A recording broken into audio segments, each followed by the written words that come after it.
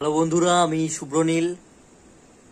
একটা বিশাল বড় আপডেট, বিশাল বড় সুখবর নিয়ে চলে এলাম, যেটা তোমরা বহুদিন ধরে আন্দাজ করছিলে এবং আমরা প্রত্যেকেই আন্দাজ করতে পারছিলাম। একটা সম্ভাবনা তৈরি হয়েছিল, তো সেটাই সত্যি হয়েছে, সেটাই কিন্তু কনফার্ম করেছে সৌমিত্রিষা। তো অনেকেই আমাকে প্রশ্ন করতে, সৌমিত্রিষা কি রিলেশনশিপে আছে, বা ইন্টারভিউ এ রিলেশনশিপের প্রশ্ন করলে ব্লাস্ট করে, বিভিন্ন রকম কৌতূহল তোমাদের ছিল। তো এটা তো বুদ্ধিমানরা প্রত্যেকেই বুঝতে পারতো, তোমরাও বুদ্ধিমান বলেই তোমরা প্রশ্ন করতে যে রিলেশনশিপে আছে কিনা। তো সেটাই কনফার্ম হয়ে গেল।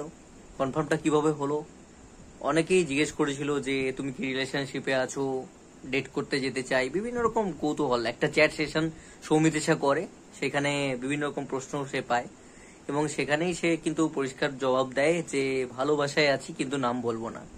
তো সেটারই পাল্টা কিন্তু আর একজন আবার জিজ্ঞেস করে যে যার ভালোবাসায় আছো তার কি কোয়ালিটি দেখে তার প্রেমে পড়েছো, এই টাইপের জিজ্ঞেস করে। তো তখন কিন্তু সে কোয়ালিটি গুলো বলে দিয়েছে, হাইট এবং স্মাইল।